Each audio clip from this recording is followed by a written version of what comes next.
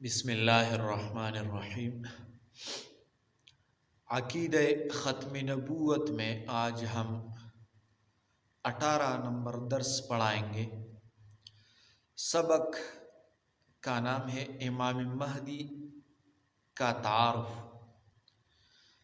اہل سنت والجماعت کے مطابق مہدی نبی کریم صلی اللہ علیہ وآلہ وسلم کے متبع ہوں گے اور خلفائے راشدین میں سے ایک خلیفہ راشد ہوں گے۔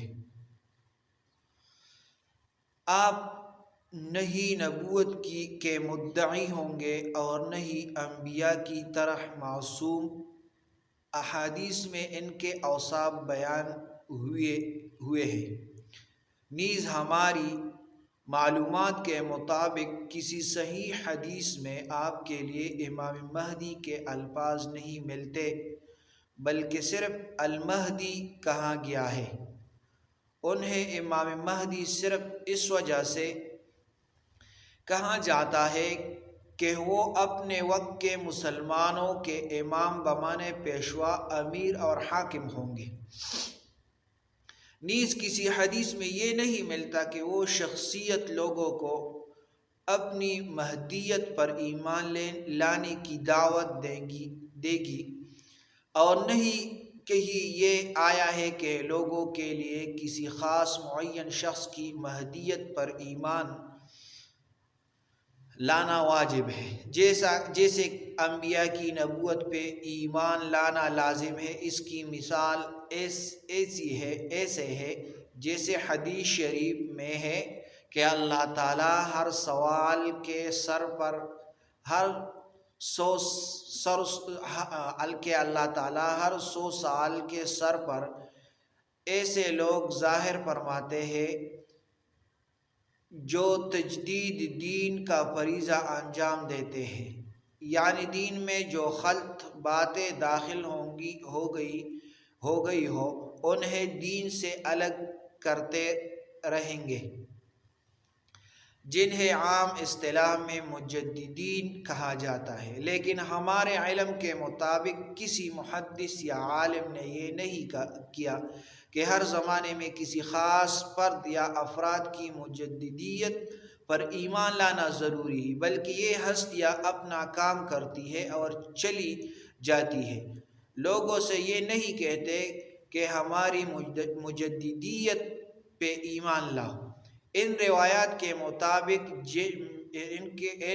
ان روایات کے بارے میں جن کے اندر اس شخصیت کے بارے میں خبر دی گئی ہو جنہیں مہدی کہا جاتا ہے، مختلف لوگوں نے اظہار خیال کیا ہے۔ ایک گروہ نے تو صاف طور پر ان روایات و احادیث سے کو ناقابل اعتبار اور ضعیف کہہ دیا ہے، اور یہ لکھا ہے کہ کسی ایسی شخصیت نے نہ آنا ہے اور نہ ہی اس کی ضرورت ہے۔ کبھی کہا جاتا ہے کہ چونکہ صحیحین بخاری و مسلم میں مہدی کا ذکر والی روایت نہیں، اس لیے یہ ساری روایت ضعیف ہے۔ کبھی یہ دعویٰ کیا جاتا ہے کہ یہ نزول عیسیٰ اور ظہور مہدی کی ساری روایت اسرائیلیات ہے جو کعب اخبار اور وہب بن منبع نے پھیلائی ہے۔ کبھی یہ دلیل دی جاتی ہے کہ ان روایات میں جن کے اندر ظہور مہدی کا ذکر ہے شدید تعارف ہے، لہذا یہ قابل قبول نہیں۔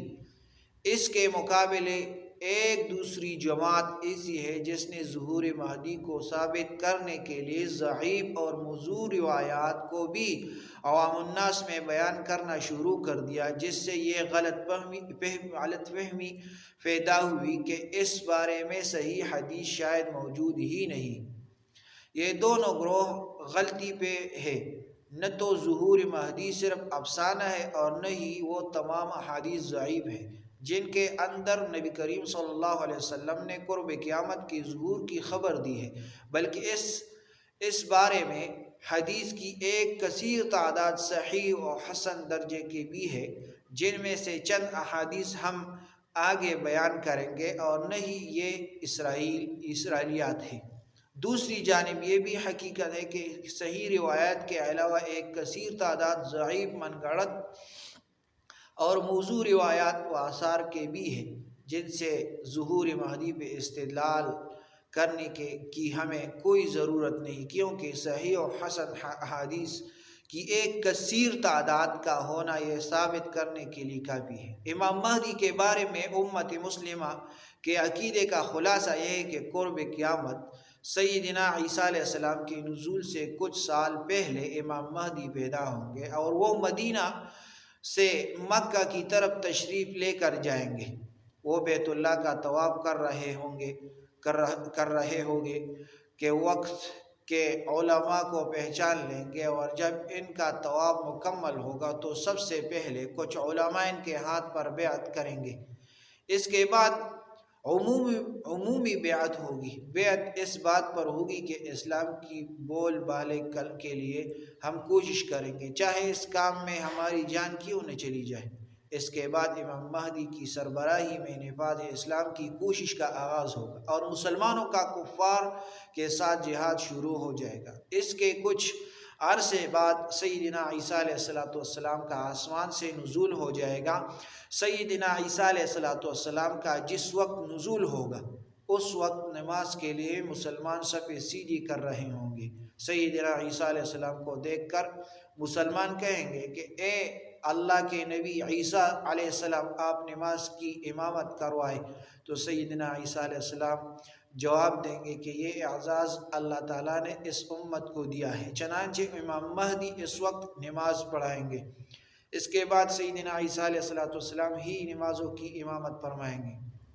سیدنا عیسیٰ علیہ السلام کے نزول کے کچھ عرصے بعد امام مہدی کا انتقال ہو جائے گا، اور امام مہدی کے بارے میں بہت سی صحیح، ضعیف یا جھوٹی روایات ہیں جن میں بہت اختلاف پایا جاتا ہے۔ ہم صرف ان احادیث کو ذکر کریں گے جو صحت کے لحاظ سے قابل اعتبار ہے، یا ان میں اختلاف نہیں پایا جاتا یا ان میں اختلاف بہت کم پایا جاتا ہے۔ حدیث نمبر 1 ہے، عن ام سلمۃ قالت سمعت رسول اللہ صلی اللہ علیہ وسلم یقول المہدی من عطرتی من ولد فاطمۃ قال عبد اللہ بن جعفر وسمعت ابا الملیح یثنی علی علی ابن نفیل ویذکر منہ صلاحا۔ حضرت ام سلمہ رضی اللہ تعالیٰ عنہ سے روایت ہے کہ میں نے نبی کریم صلی اللہ علیہ وآلہ وسلم سے رسول اللہ مبارک صلی اللہ علیہ وسلم کو فرماتے ہوئے سنا، مہدی میری نسل سے فاطمہ کی اولاد میں سے ہوں گے۔ یہ حدیث ابو داود میں ہے، حدیث نمبر 4284 نمبر، باب فی ذکر المہدی میں ہے۔ دوسرا حدیث یہ ہے، عن عبد اللہ قال قال رسول اللہ صلی اللہ علیہ وسلم لا تذهب الدنيا حتى يملك العرب رجل من اہل بیتی یواطئ اسمه اسمی۔ حضرت عبداللہ بن مسعود رضی اللہ عنہ سے روایت ہے کہ رسول اللہ صلی اللہ علیہ وسلم نے فرمایا، دنیا اس وقت تک ختم نہیں ہوگی جب تک کہ میرے گھرانے کا ایک آدمی مہدی جو میرا ہم نام ہوگا عرب کا بادشاہ نہ بن جائے گا۔ یہ حدیث ترمذی میں ہے، حدیث نمبر 2230۔ تیسرا حدیث، عن علی رضی اللہ تعالی عنہ عن النبی صلی اللہ علیہ وآلہ وسلم قال لو لم يبق من الدهر الا يوم لبعث الله رجلا من اہل بیتی یملؤها عدلا كما ملئت جورا۔ حضرت علی رضی اللہ عنہ سے روایت ہے کہ نبی کریم صلی اللہ علیہ وآلہ وسلم نے فرمایا، اگر زمانہ سے ایک ہی دن باقی رہ جائے گا تو بھی اللہ تعالیٰ میرے اہل بیت میں سے ایک شخص کڑا بھیجے گا، اور وہ اس سے عادل و انصاف سے اس طرح بھر دے گا جیسے یہ ظلم و جور سے بر دی گئی ہے۔ یہ حدیث ابو داود میں ہے، 4283 نمبر سے حدیث ہے۔ حدیث نمبر 4، عن عبداللہ عن النبی صلی اللہ علیہ وسلم قال لو لم يبق من الدنيا إلا يوم قال زائدة في حديثه لطول الله ذلك اليوم ثم اتفقوا حتى يبعث فيه رجلا مني أو من أهل بيتي يواطئ اسمه اسمي واسم أبيه اسم أبي زاد في حديث فتر يملأ الأرض قسطا وعدلا كما ملئت ظلما وجورا. وقال في حديث سفيان لا تذهب أو لا تنقضي الدنيا حتى يملك العرب رجل من اہل بیتی یواطئ اسمی. حضرت عبداللہ ابن مسعود رضی اللہ تعالیٰ عنہ سے روایت کہ نبی کریم صلی اللہ علیہ وسلم نے فرمایا اگر دنیا کا ایک دن بھی رہ جائے گا تو اللہ تعالیٰ اس دن کو لمبا کر دے گا، یہاں تک کہ اس میں ایک شخص کو مجھ سے یا میرے اہل بیت میں سے اس طرح کا برپا کرے گا کہ اس کا نام میرے نام پر اور اس کا والد کا نام میرے والد کے نام پر ہوگا، وہ عدل انصاف سے زمین کو بھر دے گا جیسا کہ وہ ظلم و جور سے بھر دی گئی ہے۔ سفیان کی روایت میں ہے دنیا نہیں جائے گی یا ختم نہیں ہوگی تاکہ عربوں کا مالک ایک ایسا شخص ہو جائے گا جو میرے اہل بیت میں سے ہوگا، اس کا نام میرے نام کے موافق ہو۔ یہ حدیث بھی ابو داؤد میں ہے 4282 میں۔ 5 نمبر حدیث عن ابی سعید الخدری رضی اللہ تعالی عنہ قال قال رسول اللہ صلی اللہ علیہ وسلم المہدی منی اجل الجبہۃ اقن الانف یملأ الارض قسطا وعدلا كما ملئت جورا وظلما يملك 7 سنين۔ حضرت ابو سعید خدری رضی اللہ عنہ سے روایت کہ رسول اللہ صلی اللہ علیہ وسلم نے فرمایا مہدی میری اولاد میں سے کشادہ پیشانی اونچی ناک والے ہوں گے، وہ روئے زمین کو عدل و انصاف سے بھر دیں گے جیسے کہ وہ ظلم و جور سے بھر دی گئی ہے، ان کی حکومت 7 سال تک رہے گی۔ یہ حدیث بھی ابو داؤد میں ہے۔ حدیث نمبر 6، یہ تو بہت لمبا حدیث ہے۔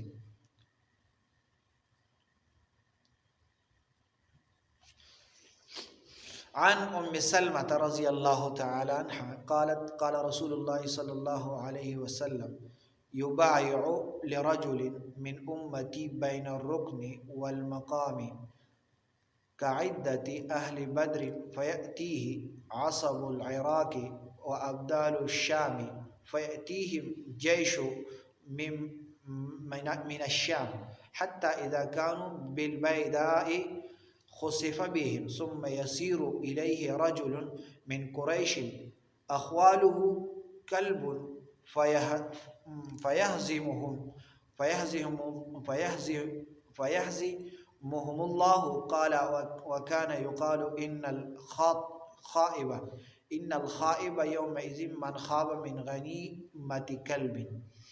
حضرت ام سلمہ رضی اللہ تعالیٰ عنہ سے روایت ہے کہ رسول اللہ صلی اللہ علیہ وسلم نے فرمایا میری امت کی ایک شخص مہدی سے رکن حجر اسود اور مقام ابراہیم کے درمیان اہل بدر کے تعداد کے مثل افراد بیعت خلافت کریں گے، بعد ازاں اس خلیفہ کے پاس عراق کے اولیاء اور شام کے ابدال آئیں گے،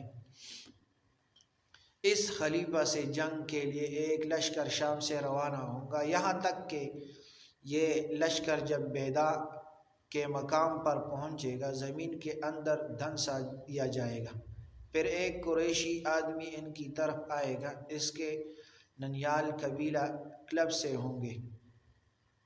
ہوں گے، اللہ اس کے ہاتھ پر ان کو شکست دے گا اور کہا جائے گا اس موقع پر وہ شخص خسارہ اٹھانے والا ہوگا جو قبیلہ کلب کے مال غنیمت سے محروم رہا۔ مستدرک حاکم میں یہ حدیث ہے، اور بھی بہت احادیث ہے۔